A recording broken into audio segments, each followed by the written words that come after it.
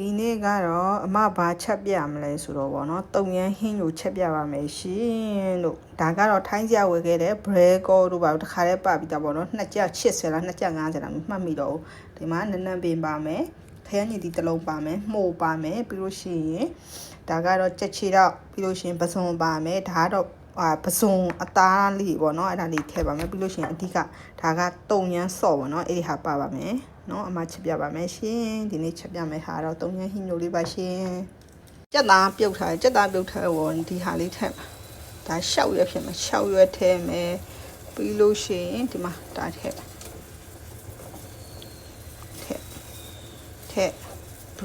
breco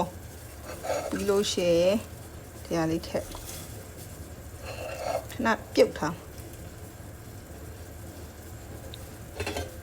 ပုံတော့ပုံပြုတ်လိုက်မယ်အနမ်းထွက်တဲ့ထိဒီမှာလေကြက်ချီတော့လေးတွေကပြုတ်ထားပြီးလို့ရှိရင်အမဒီမှာကြက်သွန်အနီလေးကိုထည့်လိုက်ဒါလေးကြက်သွန်တွေကအရန်ပြဲသွားမှကြောင့်လို့နောက်မှထည့်ကြက်သွန်လေးတွေထည့်ပြီးလို့ရှိရင်ငရုတ်သီးစိမ့်လေးထည့်ဆက်ချင်တော့ငရုတ်သီးထည့်ပေါ့နော်ဆက်ချင်တော့ငရုတ်သီးမထည့်နဲ့ဝေးဒီတစ်ခုကြာမှညှော်တော့မှာပဲလားအဲ့လိုကြီးထည့်ခဏပြုတ်ထားပြီးရင်အမနည်းနည်းပင်အယိုးလေးလည်းထည့်နော်အဲ့ဒါလေးနည်းနည်းပွက်ပြီးဆိုရင်တော့ဒီဂေါ်ဘီဒုတ်ကလေးတွေပြီးလို့ရှိရင်ဒီအရွက်လေးထည့်ပွက်လာပြီဆိုတော့အမဒီတုံရမ်းအနှစ်ကလေးကိုထည့်လိုက်မယ်တစုံအဲကြောင့်မှစမ်းပြီးလုပ်ကြည့်မယ်အဲတုံရမ်းနှစ်ကလေးကိုထည့်ကြည့်လိုက်ထည့်ပြီးတော့ဘာရောင်လေးထွက်လာမလဲဆိုတော့မှုကြည့်လိုက်မယ်ပေါ့နော်ဒါတုံရမ်းအနှစ်ပါထည့်လိုက်တုံရမ်းနှစ်ပြီးလို့ရှိရင်ဒီတုံရမ်းအနှစ်ထည့်ထားပြီးဆိုတော့မြည်ကြည့်မယ်နည်းနည်းပါလာဖို့အယိုးလေးတွေကိုပုံထည့်မယ်ပြီးလို့ရှိရင်ဗာလုံနေဆိုတော့ဒီချက်တော့မှဆိုတော့အမဒီပေါ့နော်ပစုံလေးတွေကိုပုံထည့်လိုက်ပစုံကနောက်ဆုံးမှထည့်စုံထည့်ပြီးဆိုတော့ဒီခရမ်းညင်တီးလေးတွေထည့်ခရမ်းညင်တီးလေးထည့်လိုက်ပြီးလို့ရှိရင်မှုထည့်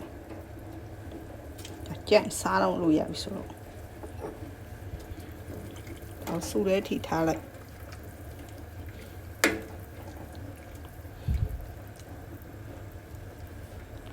ပြီးလို့ရှိရင်ဒီမှာလာပူတဲ့ကြက်ခန်လေးမှာထည့်လိုက်မကြက်တစ်ချက်လေးပြီးလို့ရှိရင်ဒီမှာဒီပစုံလုံးလေးတော့ထည့်ပစုံလေးလုံးလေးထည့်မယ်ပေါ့နော်ဒါလေးတွေနည်းနည်းလေးပဲဟိုလုပ်လိုက်ကကြက်အကုန်လုံးထည့်လိုက်တော့များတော့များတယ်ဒါမဲ့ထည့်လိုက်တော့ဒါပစုံကြိတ်ဆက်နဲ့ကြိတ်ထားတာများတယ်ဒါမဲ့ထည့်လိုက်တော့အိုးလို့အရန်ကောင်းတဲ့တုံရမ်းဟင်းညိုလေးကြက်ပါပြီလို့2ယောက်စာချက်တာ10ယောက်စာလောက်ဖြစ်သွားပြီစားကြပါအောင်ရှင်ကျေးဇူးတင်ပါတယ်ရှင်